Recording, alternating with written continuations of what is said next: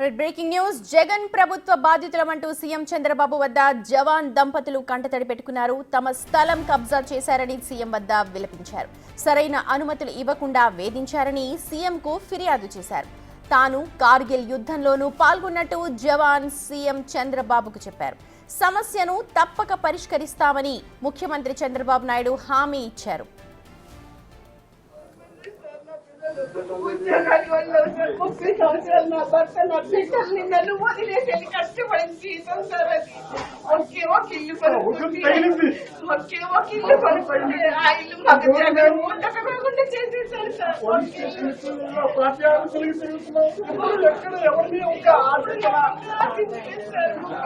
కష్టపడి జీతం సార్. అది ఈ ఘటనకు సంబంధించిన పూర్తి వివరాలను మా ప్రతినిధి శివ అందిస్తారు విజయవాడ నుంచి. శివ, ఒక జవాన్ అలా కంటితడి పెట్టడం నిజంగా చాలా బాధ కనిపిస్తోంది. ఎందుకంటే బార్డర్లో ప్రాణాలు అర్పించడానికి కూడా రెడీగా ఉంటారు వాళ్ళు, కానీ ఇక్కడ రాష్ట్రంలో వాళ్ళకి రక్షణ కరువైనట్టుగా మనం ఇక్కడ అర్థం చేసుకోవాలా? పూర్తి సమాచారాన్ని చెప్పండి.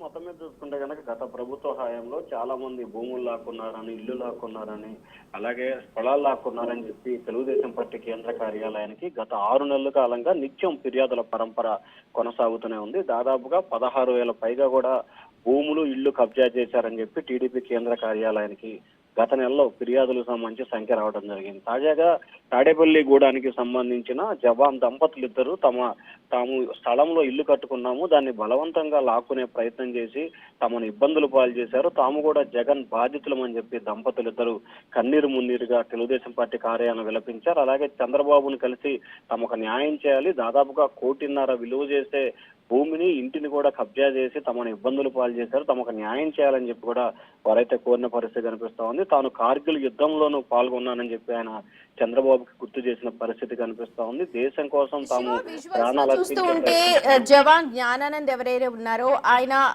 అంటే చేతి కర్ర పట్టుకొని ఉన్నారంటే ఆయన హ్యాండిక్యాప్డా, లేకపోతే యుద్ధంలో ఏమైనా కోల్పోయారా, లేకపోతే నడవడానికి ఏమైనా ఇబ్బందా?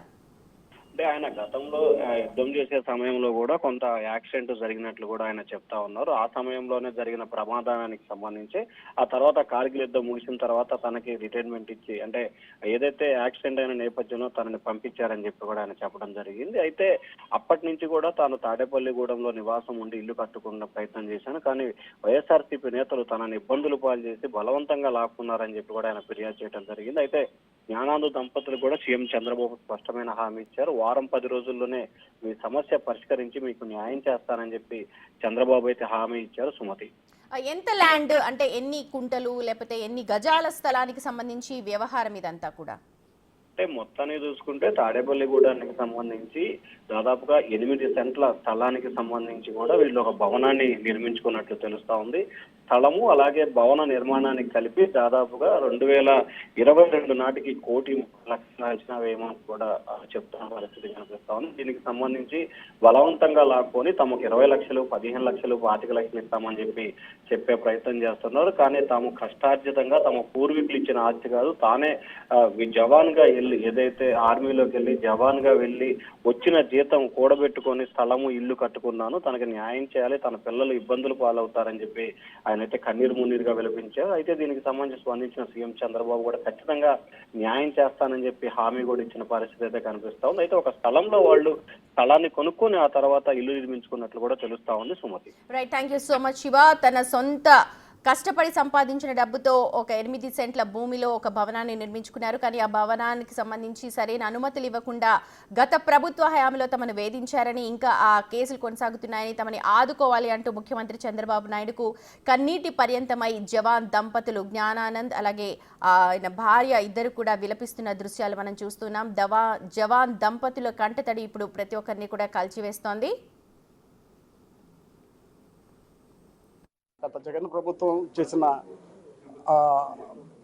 దారుణమైన మోసం వల్ల, అంతకుముందు ప్రభుత్వం ఉండగా మేము బీపీఎస్ ఇస్తాం తీసుకో అంటే మాకు ఒక కట్టుకున్నాను సార్. అంతకుముందు మన తెలుగుదేశం ప్రభుత్వం ఉండగానే నేను ఇల్లు స్టార్ట్ చేశాను.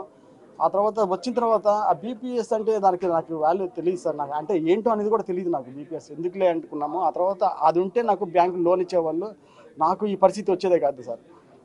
అప్పులు కొంచెం చేశాను. ఒక 5 లక్షలు అట్లా 10 మొత్తం 20 లక్షల దాకా అప్పులు చేయటం వల్ల అప్పులు 5 లక్షలకి 5 లక్షలు వడ్డీలు కట్టుకుంటూనే వెళ్ళిపోయాను సార్. ఎవరికి నేను ఇలా 5 సంవత్సరాల నుంచి వడ్డీలు కట్టుకుంటా తినడానికి తిండి లేదు. ఎలాంటి పరిస్థితుల్లో కూడా నేను వడ్డీ కట్టేవాడిని సార్.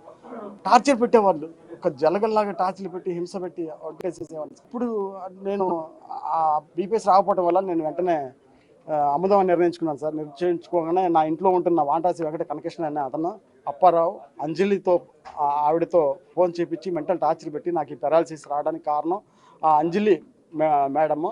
ఆ అంజలి ఆవిడతో కాల్మనీళ్ళు వీళ్ళు దందాలే సార్ వీళ్ళు జీవితంలో. ఆ వెంకట కనకృష్ణ అనే అతను వాళ్ళ సొంత చెల్లి అక్కనే మోసం చేసి కోర్టులో కేసులు అన్ని వాళ్ళు ఇప్పుడు నడుస్తూనే ఉన్నాయి సార్. అలాంటి దుర్మార్గుడు కనక వెంకటకృష్ణ అనే అతను వాళ్ళ మామ అప్పారావు ఇలాగా దుర్మార్గంగా ఉన్నారు సార్ వంటవల్ల విజయవాడలో. అయితే నేను ఇంకా టార్చర్ భరించలేక బ్రెయిన్ స్ట్రోక్ పెరాలసిస్ వచ్చేసి డాక్టర్ గారు అన్నారు, అమ్మా మీకు ఇల్లు కావాలా, మీ భర్త ప్రాణం కావాలా, ఆయన మాత్రం టెన్షన్ పెట్టకూడదు, ఆయన బ్రెయిన్ స్ట్రోక్తో బాధపడుతున్నాడు, కూల్గా ఉంచండి, ఎంత వీలైతే అంత టచ్లీగా ఉంచండి అని డాక్టర్ గారు వచ్చిన అడ్వైస్తో వీళ్ళు నా బాబు నా పిల్లలు కూడా నా దగ్గర ఇలాంటి విషయాలు చెప్పకుండా టెన్షన్ పెట్టకుండా వాళ్ళు భయపడ్డారు సార్.